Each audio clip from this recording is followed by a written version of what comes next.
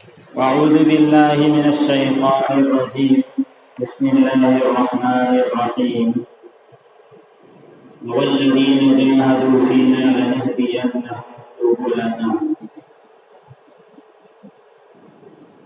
محترم سامعین،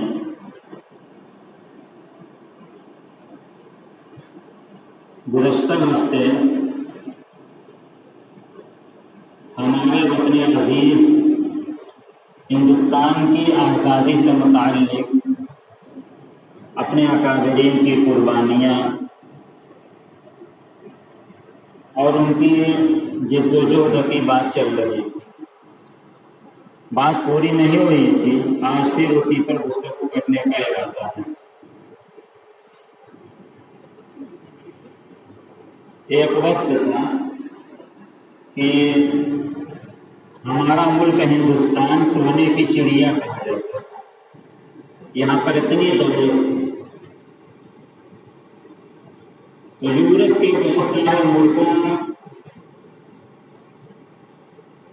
کے بہت سارے ملکوں کو اس بات کی تمنا ہوئی کہ ہندوستان سے اپنی تجارتی تعلقات بڑھانے چاہیے، اور بہت ساری قومیں ہندوستان میں تجارت کے لیے آئیں. انہی لوگوں میں سے انگریز بھی تھے کہ انہوں نے پہلے ہندوستان میں تجارت کرنے کے لیے قدم رکھا تھا. یہ اس وقت کی بات ہے جب ہندوستان پر اکبر بادشاہ کی حکومت کا بالکل آخری زمانہ چل رہا تھا،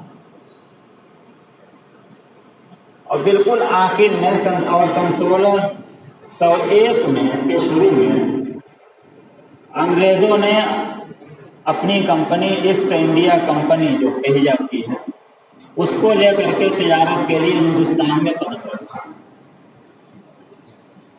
اور خاموشی کے ساتھ وہ تجارت کرتے رہے. 6-7 مہینے کے بعد جہانگیر بادشاہ نے ان کو سب سے پہلے سورت میں اپنا ایک تجارتی مرکز قائم کرنے کی اجازت دی، اور پھر وہیں سے یہ اپنی تجارت کو رفتہ رفتہ بڑھاتے رہے. جہانگیر کے دربار میں آ کر کے کچھ اور اجازتیں لیتے رہے، اور پھر اس کے بعد مدراس ہوتے ہوئے کلکتے میں جا کر کے انہوں نے اپنی ایک مضبوط طاقت بنا لی. اپنا فورٹ ولیم نامی ایک قلعہ تعمیر کر لیا،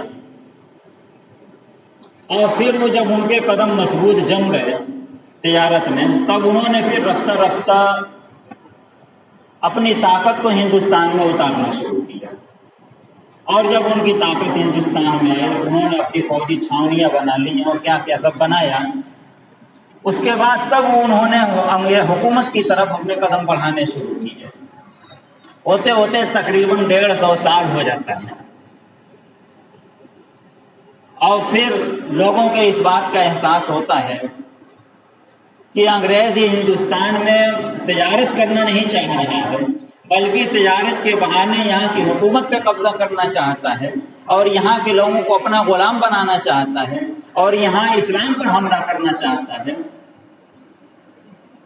تب لوگوں کو جب اس خطرے کا احساس ہوا تو اس سے پہلے جو میں کو بات آئی تھی کہ سن 1754 عیسوی میں نواب سراج الدولہ کے نانا جان علی وردی خان نے سب سے پہلے انگریزوں پر کلکتہ میں فورٹ ولیم پر حملہ کیا، جو ایک منظم کہیے کہ سب سے پہلی منظم جنگ آزادی یہیں سے شروع ہوتی ہے.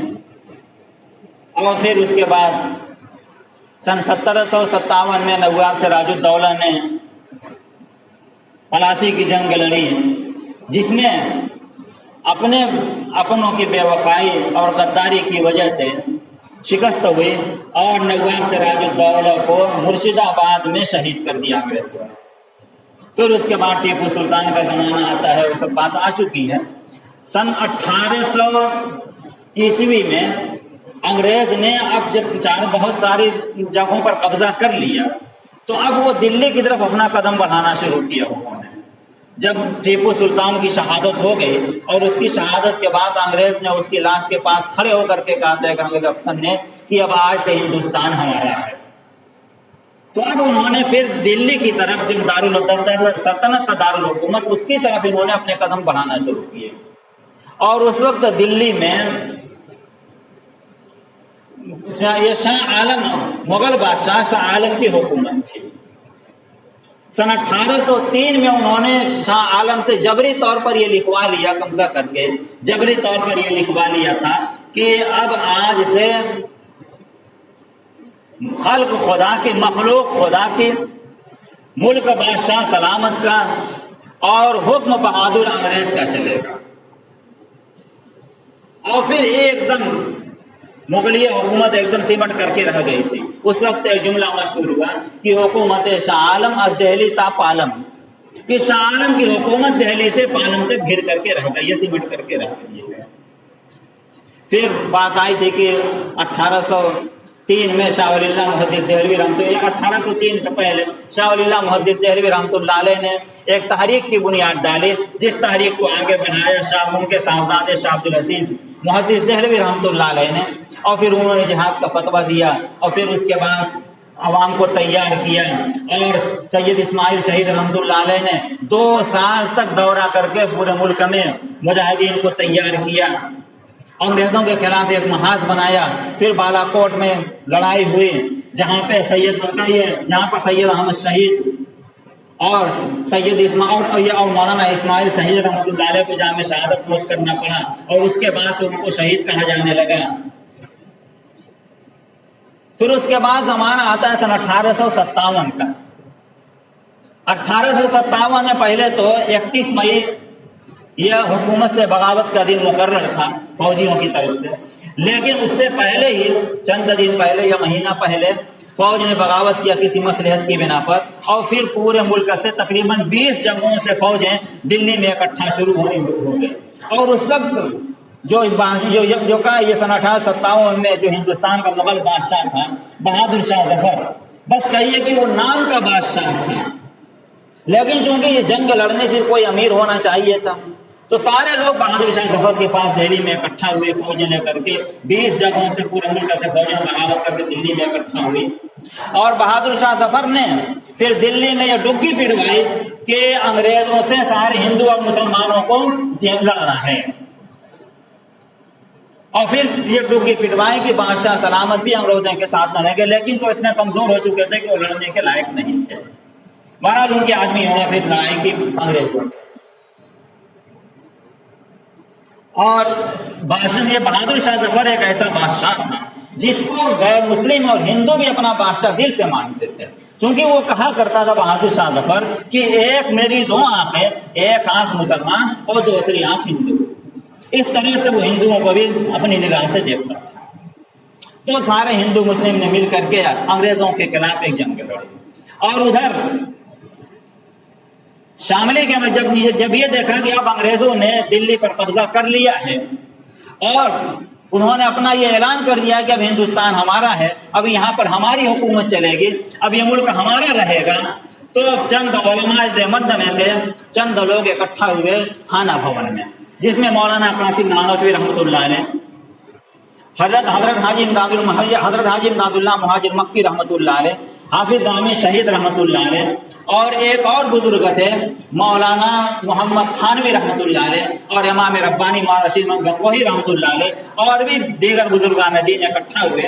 انہوں نے وہاں پر خانہ بھون میں یہ مشورہ کیا کہ انگریز کو بھگانے کے لیے ہندوستان سے، انگریزوں کو ہندوستان سے نکالنے کے لیے کوئی منظم طریقہ اختیار کرنے کی ضرورت ہے اور باقاعدہ ان سے اب جہاد کرنا پڑے گا. جب یہ بات آئی تو مولانا محمد تھانوی رحمۃ اللہ علیہ نے کہا کہ انگریز تو بالکل ہتھیاروں سے لیس ہیں اور ہم تو نہتھے ہیں، ہمارے پاس ہتھیار نہیں ہے کہ ہم انگریزوں سے جنگ کر سکیں، جہاد کر سکیں. تو مولانا قاسم نانوتوی رحمۃ اللہ علیہ نے کہا کہ حضرت یہ بتائیے کیا بدری صحابہ سے جنگ بدر میں جتنے صحابہ تھے کیا ہم ان سے کمزور ہیں؟ کیا ہمارے پاس ان سے کیا ہمارے پاس بدری صحابہ سے کم ہتھیار ہیں؟ جنگ بدر میں صحابہ کے پاس جتنے ہتھیار تھے کیا ہمارے پاس اتنے بھی نہیں ہیں؟ تب لوگوں نے کہا کہ ٹھیک ہے، फिर मौलाना मोहम्मद थानवी रहमतुल्लाह अलैह ने कहा कि जिहाद के लिए एक अमीर होना चाहिए और हमारा कोई अमीर नहीं है। तो मौलाना कासिम नानोतवी रहमतुल्लाह अलैह ने कहा कि हमारे अमीर हजरत हाफिज जामी शहीद हाजी इमदादुल्लाह मुहाजिर मक्की रहमतुल्लाह अलैह होंगे। इनसे बड़ा इमारत के कौन लायक हो सकता है?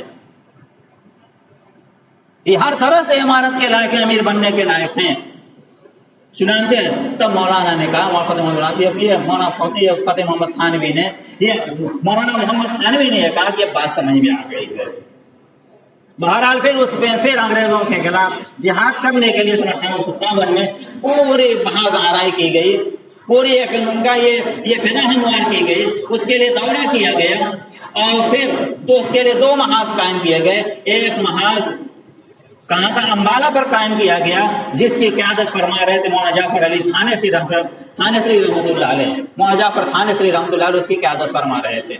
और दूसरा महाज शामली में कायम किया गया, जिसकी क़यादत तो हजरत इमाम रब्बानी मौलाना रशीद गंगोही रहमतुल्लाह अलैह फरमा रहे थे, लेकिन उसके अमीर हजरत हाजी इमदादुल्लाह मुहाजिर मक्की रहमतुल्लाह अलैह थे। और डट करके अंग्रेजों से मुसलमानों ने मुकाबला किया, हिंदू मुस्लिम सब ने मिल करके मुकाबला किया अंग्रेजों का। और उसी जंग में मौलाना कासिम नानोतवी रहमतुल्लाह अलैह, जो इंतहाई पतले दुबले थे, नहीं वो लागर थे, मरीज थे, लेकिन वो भी अंग्रेजों के खिलाफ मैदान में तलवार लेकर के निकल गए और बड़ी बहादुरी के साथ लड़े, बहादुरी के जौहर दिखाए। एक सिख देख रहा था कि ये मौलवी, पतला दुबला मौलवी कितनी बहादुरी दिखा रहा है। जब मौलाना कासिम नानोतवी रहमतुल्लाह अलैह थक गए तो उन्होंने एक तरफ अपनी तलवार पर टेक लगा करके आराम करना चाहा। तो वो सिख जो देख रहा था वो आकर के पीछे से तलवार तान के कहता है कि मौलाना बड़ी बहादुरी से तुम लड़ रहे थे, अब बताओ तुम क्या कर सकते हो। अब सोचिए, तलवार सर पर तनी हुई है, हम लोग होते हमारे अवसान खता कर जाते, हमारा दिलो दिमाग काम नहीं करता, लेकिन मौलाना कासिम नानोतवी रहमतुल्लाह अलैह बड़े सुकून के साथ पीछे मुड़ करके देखते हैं और उसके बाद इत्मीनान से तलवार उठा करके उस सिख पर वार करके उसको वासिले जहन्नुम कर देते हैं, हमला करके उसको खत्म ही कर देते हैं। अभी जब जंग आज़ादी खत्म हो गई, इस जंग आज़ादी में ये फतह तो अंग्रेजों को ही, मुसलमानों को शिकस्त हो गई, लेकिन अल्लाह की कोई मसलिहत रही होगी। इसी जंग आज़ादी में मौलाना जामिन हजरत हाफिज जामी शहीद रहमतुल्लाह अलैह, जिनको शहीद कहा जाता है, इसी जंग आज़ादी में शहीद हुए थे। उनको अंग्रेजों की गोली लगी थी, गोली लगने की बिना पर वो शहीद हो गए थे। हजरत मौलाना कासिम नानोतवी रहमतुल्लाह अलैह को गोली लगी थी, लेकिन अल्लाह ने उनकी हिफाजत फरमाई। उनसे भी लगता है कि बहुत ज्यादा काम लेना था, दारुल देवबंद को कायम कराना था, उलमा के जरिए अल्लाह ने इनकी हिफाजत फरमाई। मौलाना रशीद अहमद गंगोही को उसके बाद गिरफ्तार कर लिया गया, 6 महीना उनको जेल में रखा गया। उनको मुजफ्फरनगर की जेल में रखा गया। तो मुजफ्फरनगर की जेल का ये हाल हो गया था कि मौलाना जब इल्लल्लाह की ज़रबे लगाते थे, ला इलाहा इल्लल्लाह की ज़रबे लगाते थे, तो जेल में जो मुजरिम थे, डाकू, कोई डाकू रहा होगा, चोर रहा होगा, कातिल रहा होगा, यही सब तो रहते हैं जेल में, वो सब भी मौलाना के साथ इल्लल्लाह की ज़रबे लगाने लगे। आखिरकार मजबूर होकर के अंग्रेजों ने रिहा कर दिया मौलाना रशीद गंगोही रहमतुल्लाह अलैह को। और जितने लोग थे सबके नाम अंग्रेजों का वारंट, ये अंग्रेजों की तरफ से वारंट जारी था उनको गिरफ्तार करके फांसी पर चढ़ाने का।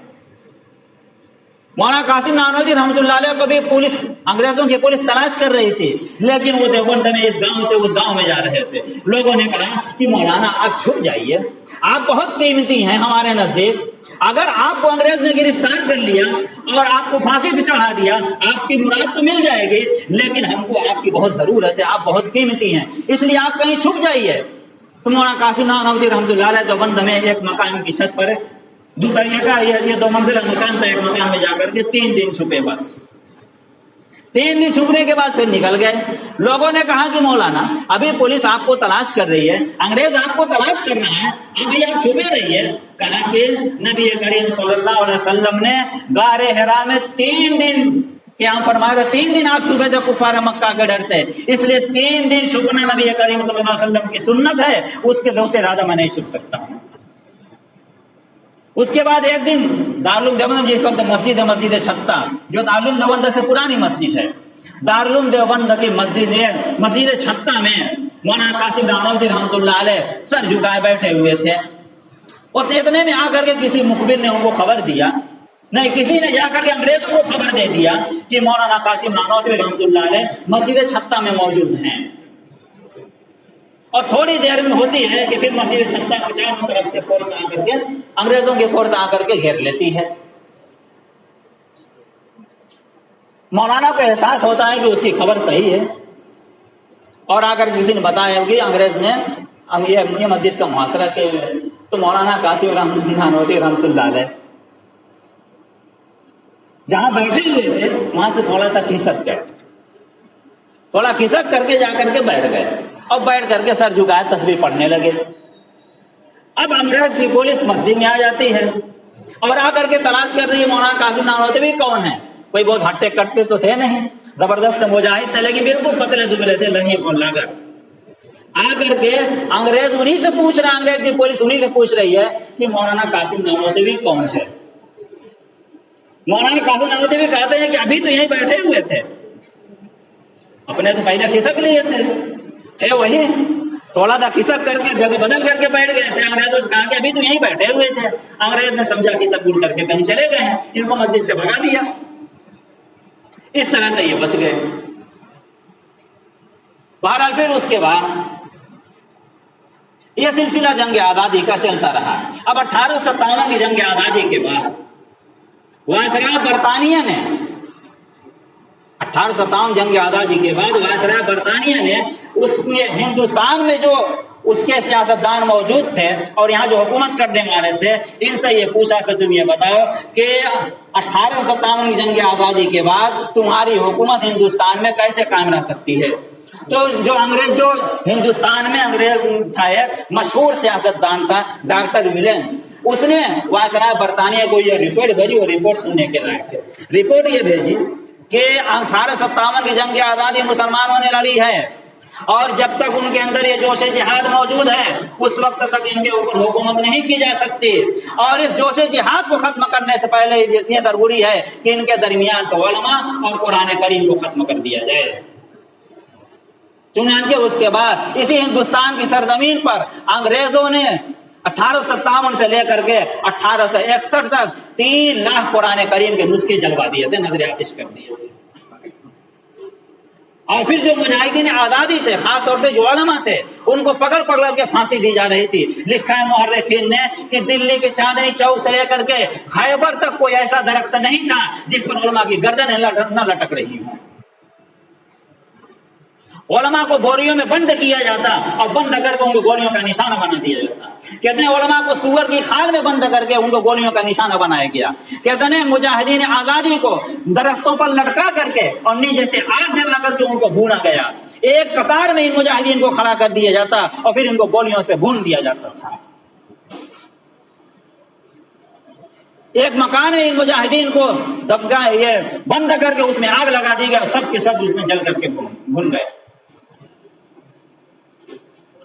एक अंग्रेज मौलिक लिखता है कि एक दफा मैं दिल्ली में अपने खेमे में गया तो मुझे गोश्त जलने की बदबू आई, तो मैं बाहर निकल करके देखता हूं कि क्या बात है, तो देखा कि 40 उलमा हैं जिनके बदन से कपड़े उतार करके उनको आग पर लटाया गया और वो जल रहे हैं। और फिर 40 उलमा को बुलाया जाता है और कहा जाता है कि तुम सिर्फ इतना कह दो कि हम 1857 जंग आजादी में शरीक नहीं थे, हम छोड़ देंगे। लेकिन अंग्रेज कहता है कोई ऐसा नहीं हुआ जो ये कह सके। और अंग्रेज ने कहा कि अगर इतना नहीं कहते हो तो अभी सबको इसी तरह से आग में जला दिया जाएगा। उन 40 के 40 को फिर आग पर बदन उनका कपड़ा उतार करके आग पर जला दिया गया। लेकिन कोई ये कहने के लिए तैयार नहीं हुआ मैं 1857 जंग आजादी में शरीक नहीं था। मुअर्रिखीन ने लिखा है कि इलाहाबाद पर अंग्रेजों ने हमला किया, इलाहाबाद को तहस नहस कर दिया, और यहाँ 7 नीम के दरख्त थे उजड़े हुए। जिस चौक में उन्होंने उजाड़ा था उस चौक के पास 7 नीम के दरख्त थे। 7 नीम के दरख्तों पर 800 मुजाहिदीन को फांसी दी गई थी। तो इतनी कुर्बानी दी हमारे उलमा ने। और फिर उसके बाद ये तो एक उलमा को खत्म कर रहे थे, और अंग्रेज का मकसद ये था कि हिंदुस्तान से इस्लाम को खत्म करना है, इस्लामी अफकार को खत्म करना है, इस्लामी अकायद को खत्म करना है। उनका ये निशाना था कि एक एक हिंदुस्तानी को ईसाई बनाना है। उसके लिए उन्होंने पूरी कोशिश कर डाली थी। कुरान करीम को जलवाया, उलमा को फांसियां दी गई, उलमा को जेल में डाला गया, सब कुछ किया गया। और फिर उसके साथ साथ ये उनके पादरी, उनके जो उलमा होते थे पादरी, उनको बाकायदा हिंदुस्तान मर्द औरत पादरियों को उतारा गया था, घर घर जाकर वो ईसाइयत की तबलीग करते थे। अंग्रेज ने ये किया कि इंजील के तराजिम उर्दू में, अंग्रेजी में और बहुत सारी जुबानों में इंजील के तर्जुमे करके उसको मुफ्त तकसीम कराया गया। इंजील की दुआएं मुफ्त तकसीम कराई गई, इसलिए ताकि यहाँ का हर एक फर्द ईसाई बन जाए। यानी सारे तरीके अपनाए। इंजील को समझने के लिए उर्दू अंग्रेजी और अंग्रेजी उर्दू फारसी लोकतें भी लिखी गई ताकि लोग इंजील को समझ सके। यानी सब कुछ किया है, जो भी वो हथकंडे इस्तेमाल कर सकते हैं यहाँ के लोगों को ईसाई बनाने के लिए। ऐसे वक्त में उलमा की एक जमात उठती है, अगर यही हाल रहा तो जो हिंदुस्तान में मुसलमानों के बचे कुछ खेमे हैं ये भी उजड़ जाएंगे, जो थोड़ी मोड़ी इस्लामी रमक बाकी है, जो इस्लामी अकायद बाकी है, सब खत्म हो जाएंगे। चुनांचे लोग इकट्ठा होते हैं और फिर वो कोशिश करते हैं यहाँ पर इस्लाम को बचाने की, और फिर ये लोग भी इस्लामी दुआओं को, इस्लामी तालीमात को आम करते हैं। और ऐसे वक्त मौलाना कासिम नानोती रहमतुल्लाह अलैह अपने चंद रोफका साथियों को लेकर के दारुल देवबंद की बुनियाद रखते हैं सन 1866 ईस्वी में। दारुल की बुनियाद रखी जाती है ताकि एक तरफ मैदान में अंग्रेजों से मुकाबला किया जा सके तो दूसरी तरफ इस्लामी फिजा भी कायम रहे, लोगों को दीन इस्लाम पर बाकी रखा जा सके, इस्लामी अकायद बाकी रह सके, लोगों के इस्लामी तालीमात को लोग कारबंद करें। इसके लिए दारुल देवबंद की बुनियाद पड़ती है। और फिर उसके बाद 1884 में इंडियन नेशनल कांग्रेस का इजलास होता है और एक साल बाद पूरी बाकायदा एक तंजीम बन जाती है। फिर उस तंजीम के जरिए भी ये अंग्रेजों के खिलाफ बाकायदा हिस्सा लिया जाता है हिंदुस्तान को आजाद करने में। फिर 1919 ईस्वी में जाकर के जमीयत उलमा हिंद का क़याम होता है, जिसके कायम करने वाले हज़रत शेख हिंद रहमतुल्लाह अलैह, मुफ्ती के बातुल्लाह रहमतुल्लाह अलैह, मौलाना हुसैन मोहम्मदी रहमतुल्लाह अलैह और भी बहुत सारे उलमा ने मिलकर के जमीयत उलमा हिंद कायम किया। और उसी के करीब में फिर तहरीक खिलाफत वजूद में आती है और हिंदू मुस्लिम इत्तिहाद वजूद में आता है। हिंदू मुस्लिम इत्तिहाद के तहत 1920 या 1919 में जब इसका वजूद हो गया तो गांधी जी और ये अली बिरादरान और दीगर उलमा ने मिलकर के पूरे हिंदुस्तान का अंग्रेजों के खिलाफ दौरा किया। अंग्रेजों को भगाने के लिए एक मुहिम चलाई हिंदू मुस्लिम इत्तिहाद के तहत। और फिर उसके बाद मुल्क छोड़ो तहरीक चली और क्या क्या फिर चलता रहा। उसके बाद फिर 15 अगस्त सन 1947 का दिन आता है जब अंग्रेज को, अच्छा एक चीज बात ये बीच में ये बात रह गई, सन 1920 में जमीयत उलमा हिंद ने तर्क मुआलात का फतवा दिया। मौलाना अबुल कलाम आजाद की तजवीज़ थी कि अंग्रेजों से सारे ताल्लुकात खत्म कर दिए जाएं, उनके स्कूलों में पढ़ाना खत्म कर दिया जाए, उनकी नौकरियां छोड़ दी जाएं। ये तर्क मुआलात और भी बड़ी तफसील है इसकी, मौलाना अबुल कलाम आजाद ने ये तजवीज़ पेश की। और फिर अंग्रेजी जो मसनूआत थी, अंग्रेजी माल का बाइकाट किया गया। ये तदबीर बड़ी कारगर साबित हुई अंग्रेजों के लिए। अब रफ्ता रफ्ता अंग्रेज ये समझ गए अब हिंदुस्तान में हमारी ताकत कमजोर हो गई है। अब उनको ये खतरा हुआ कि कहीं पूरा मुल्क हमारे खिलाफ बगावत न कर दे। जब उन्हें अच्छी तरह एहसास हो गया तो उसके बाद 15 अगस्त सन 1947 ईस्वी को ठीक 12 बजे रात को अंग्रेज एक हिंदुस्तानी काबीना के हाथ हुकूमत दे देता है और हमारा यह मुल्क हिंदुस्तान अंग्रेजों के कब्जे से मुकम्मल तौर पे आजाद हो जाता है। यह है 15 अगस्त कहिए कि 18 ये हिंदुस्तान की जंग आजादी। हिंदुस्तान की जंग आजादी तकरीबन 200 साल पर मुहित है। 200 साल तक उलमा ने, मुसलमानों ने खास तौर से और फिर बाद में जाकर के गैर मुस्लिमों ने और दीगर बिरादरान वतन ने, ये कहिए कि मुख्तलिफ फिरके, मुख्तलिफ तबके के लोगों ने 200 साल तक इस आज़ादी की शम्म को जलाए रखा और उसके लिए मुसल्लम और आईनी जिद्दोजहद की। तो ये आज कल ये तकरीर करने का मकसद यही है कि आज हमारी नई नस्ल ये भूल चुकी है कि हमारे अकाबरीन ने और मुसलमान ने मुल्क के लिए कितनी कुर्बानियां दी हैं। आज जो कहा जा रहा है मुल्क को दूसरों ने आज़ाद कराया है, उनको हिंदुस्तान की आज़ादी का हीरो करार दिया जा रहा है, जो बहुत बाद में आकर के इस काफिले में शामिल हुए हैं। और हमसे क्या कहा जा रहा है कि ये मुल्क तुम्हारा नहीं है। अजीब बात है, जब गुलिस्तान को खून की जरूरत पड़ी सबसे पहले ये गर्दन हमारी कटी, फिर भी कहते हैं हमसे ये अहले चमन, ये चमन है हमारा तुम्हारा नहीं। تو یہ بیان اس لیے کیا گیا ہے تاکہ ہم یہ جان سکیں کہ ہمارے لوگوں نے ہندوستان کو آزاد کرانے کے لیے کتنی قربانیاں دی ہیں. ہماری یہ نئی نسل ہمارے اکابرین کی اور ان کے ہمارے اکابرین کی قربانیوں کو اور ہندوستان کی جنگ آزادی کی تاریخ سے روشناس ہو سکے اور یہ ہندوستان کو آزاد کرانے کے لیے ہمارے اکابرین کا خون بہا ہے. ہماری یہ نئی نسل اس کی قدر و قیمت کو جان سکے, اس کا احساس کر سکے. اس لیے اپنے اکابرین طرف سے کئی مرتبہ یہ بات آئی کہ جمعہ میں اسی کو بیان کیا جائے. اس سے پہلے کئی دفعہ بات آئی تھی, اس لیے یہ بات چھڑی گئی تو الحمدللہ اس کو بیان ہوا.